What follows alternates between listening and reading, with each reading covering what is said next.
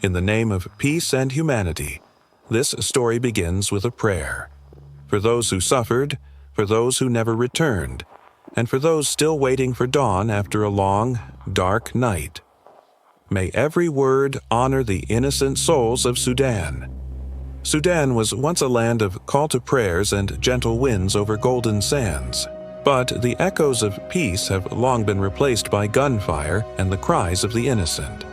The air itself feels heavy with fear and sorrow. In the midst of this broken country, a man appeared whose name would one day fill people with terror. Abu Luloo, the Butcher of Al-Fashir. No one knew who he truly was. Some said he had once been a soldier. Others whispered that he was never a man of discipline, but a shadow born from chaos. When the war between the Sudanese army and the Rapid Support Forces ripped the nation apart, Abu Luloo emerged like a nightmare, holding a rifle in one hand and death in the other. They said he smiled while people begged for mercy. He moved from village to village, from ruins to ruins, leaving behind the smell of gunpowder and burning homes. Children hid under broken walls, mothers clutched their babies to their chests, but no one was spared. Some witnesses claimed he forced women to crawl before him, made them cry out prayers before shooting them. He called it justice, but it was madness. Those who survived spoke of his strange calmness. His eyes never blinked while he killed. His lips moved as if whispering something to himself. Maybe a curse, maybe a name. No one ever heard him laugh, but the silence that followed his killings was even louder. The people of Al-Fashir began calling him the Butcher because he treated human life like the meat he cut with his blade. When someone asked why he was doing all this, he once said in a video, "My job is only to kill." That single sentence spread across Sudan like wildfire. Fear grew stronger than hope. Women ran with their children into the desert, searching for safety where none existed. Villages emptied overnight.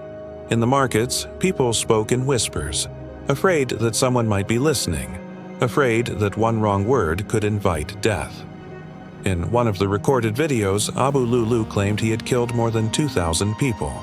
The numbers sounded impossible, but no one doubted him. The faces of mothers who lost their sons, the fields full of unmarked graves, the quiet nights where every dog barked at ghosts. All of it proved his words true. But behind his cruelty lay a question no one could answer. Who had given him the power to kill? Who had armed him? Who had protected him for so long? Some said the RSF, the Rapid Support Forces, had trained and used him. Others said he acted alone, driven by hatred or insanity. He himself denied belonging to any group. Yet in every video, he wore the same uniform that RSF fighters used. Abu Luloo was not seen for many months while Al-Fashir was under siege. People believed he had died, but then one day he returned, recording himself once more among the dead and the dying. His voice sounded calm and confident, as if nothing could touch him. One poor woman from the city told reporters that her daughter had been dragged from their home when Abu Luloo's men arrived. She said he asked her to beg for life while his men laughed. When she refused to kneel, they shot her in front of her mother. The woman said she would never forget the way he looked at her, like an animal who had lost every trace of mercy. The death dance of Sudan continued. Bodies filled the streets. Men prayed over shallow graves. The cries of orphans mixed with the call to prayer that still echoed through broken mosques. People said this was no longer war. It was punishment. When Abu Luloo's last video appeared on social media, it shook the entire nation. He stood surrounded by smoke and destruction, his rifle resting on his shoulder, and said, "I am not afraid of anyone. I will die the day I stop killing." Those words sealed his legend as a monster. But monsters, too, can fall. His arrest did not come through the government or the military. No official dared to confront him. Instead, it was a group of desperate civilians, men who had lost everything, who finally tracked him down. They followed rumors through villages, waited in the shadows, and caught him hiding in a ruined house near the western outskirts of Al-Fashir. When they dragged him out, he did not resist. His face was blank, his eyes distant, as though he had already left his body behind. They handed him to local guards who took him to Shala prison, a place known for its harsh conditions. The government later claimed they would begin an investigation, but the people of Sudan knew better. Justice in a land drowned in blood is slow. Sometimes it never comes at all. On social media, the news of his capture spread like a storm. Some rejoiced, some doubted it. Many feared it was only a show, a sacrifice to prove to the world that Sudan was still capable of law and order. He is not the only one, people said. There are hundreds like him, and those who gave him power are still free. The United Nations confirmed that over 60,000 people had fled from Al-Fashir, and more than 150,000 were trapped in hunger and fear. The city had turned into a graveyard. Children suffered from starvation. Women faced unthinkable horrors, and the world simply watched. In this chaos, Abu Luloo became more than a man. He became a symbol, a reminder of how far humanity can fall when mercy dies. Those who saw him in chains said he did not cry, did not plead, only asked for water. One of the guards said, "He looked human again, but only for a second." The people wanted answers. They wanted to know who gave him his orders, who armed him, and who told him that killing could bring fame. Some said he was only a tool used by powerful hands that still remain unseen. Others said evil needs no master. It grows inside the heart until it becomes everything. The investigators questioned him for hours. At first, he refused to speak. Then he said quietly, "No one forced me. The war did." That sentence alone left the officers speechless. Because in Sudan, war had indeed forced thousands to become what they never wanted to be: killers, looters, survivors of madness. When the interrogation ended, he was sent back to his cell. Outside, people gathered demanding justice. Some threw stones at the prison gate, others prayed.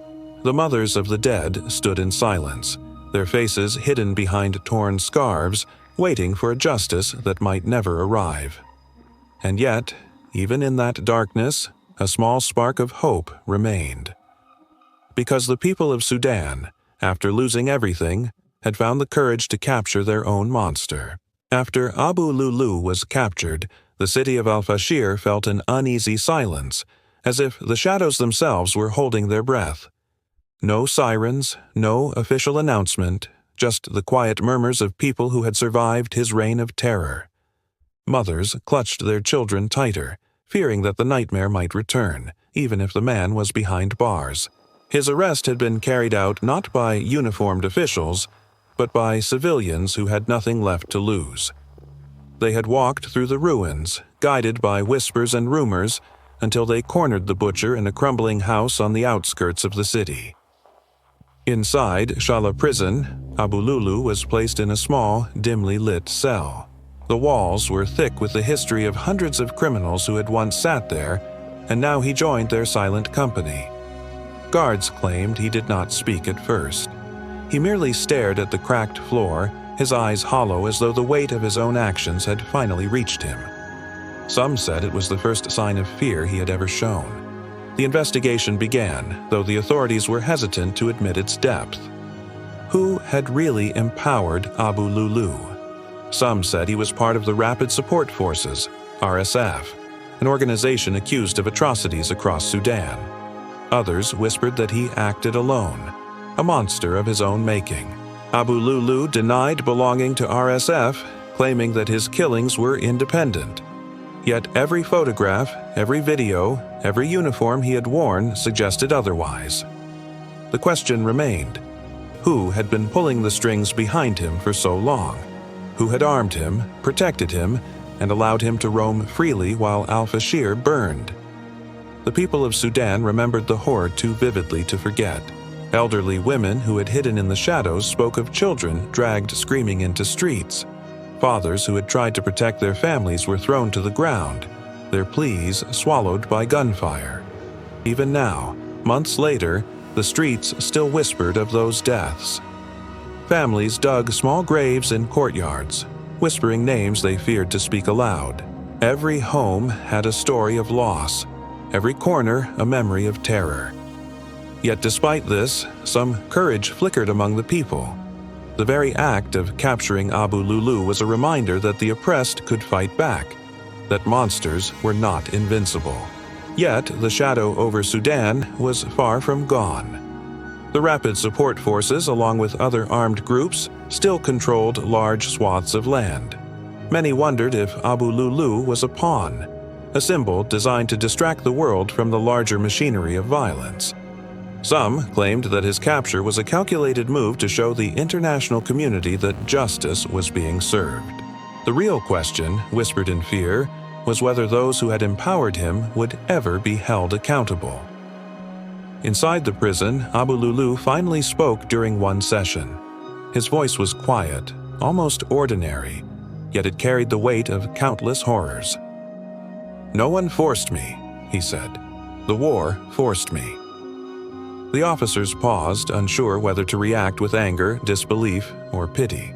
In Sudan, war had indeed forced many into roles they never wanted, yet few embraced it with the cruel delight that Abu Luloo had.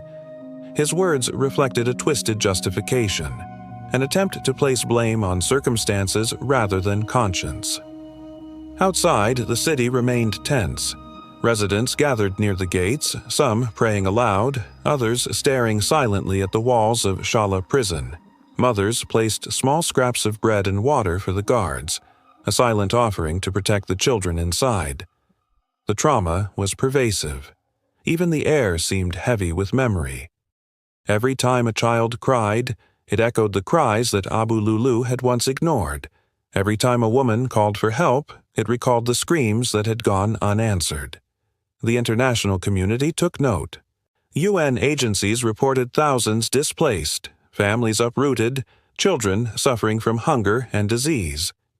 Yet for the locals, international reports were distant words on paper. The reality of Abu Luloo's terror had been lived, not read, and the fear lingered because the mechanisms of power that had allowed him to operate so freely remained largely untouched. Still, his capture offered a glimmer of hope. Families dared to hope that maybe, just maybe, one life taken would serve as a warning to others. People began sharing stories of resistance, of the nights when neighbors hid together and whispered prayers for the dawn. They remembered God in those moments, clinging to faith as a lifeline through the chaos. Children, traumatized by the spectacle of death, slowly learned to smile again, though fear often shadowed their eyes. Abu Luloo's arrest also sparked discussions about justice in Sudan. Was true justice possible in a country torn by war and corruption? Could one man's imprisonment repair decades of suffering? Questions poured in from journalists, human rights groups, and ordinary citizens alike. The answers were unclear, and yet the act itself, the taking of the butcher, became a symbol of resistance. As investigators began compiling evidence against him, they discovered the full extent of his crimes. Videos, photographs, and witness testimonies painted a horrifying picture. Women executed in marketplaces, boys dragged from homes and killed in front of their families, entire families wiped out for sport or notoriety. Yet in every file, one pattern emerged. Abu Luloo had sought fame as much as power. Killing the innocent had become his method to cement his name across Sudan and beyond. Some questioned the morality of the world outside Sudan that had once shared his videos, unknowingly amplifying his terror. Social media had given him a stage, and fear had become his audience. Yet now, the audience watched with relief as he was finally constrained. Still, questions of accountability lingered. If Abu Luloo had been part of RSF, who in the organization had trained him? Who had handed him the tools to terrorize entire cities without consequence? Despite the terror, the people of Sudan began reclaiming parts of their lives. Markets slowly reopened, children cautiously played in the streets, and mosques echoed with prayers once again.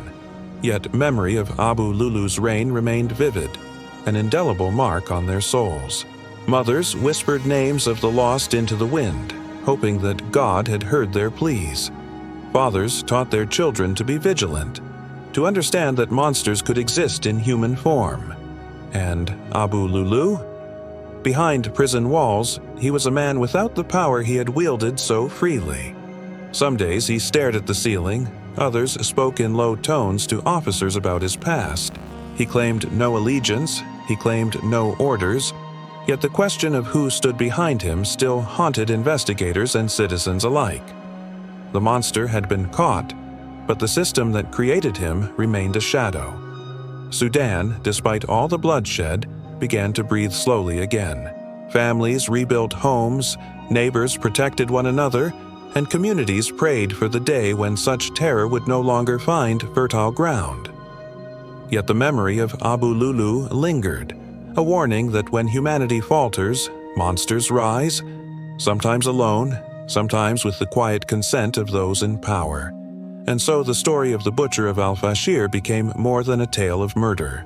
It became a story of survival, faith, and the enduring strength of people who, despite unimaginable fear, dared to stand against death itself. Thank you, dear viewers, for listening to this story. If you want to hear more chilling and true tales from around the world, don't forget to subscribe to our channel. Your support helps us bring these stories to life and honor the memories of those who suffered.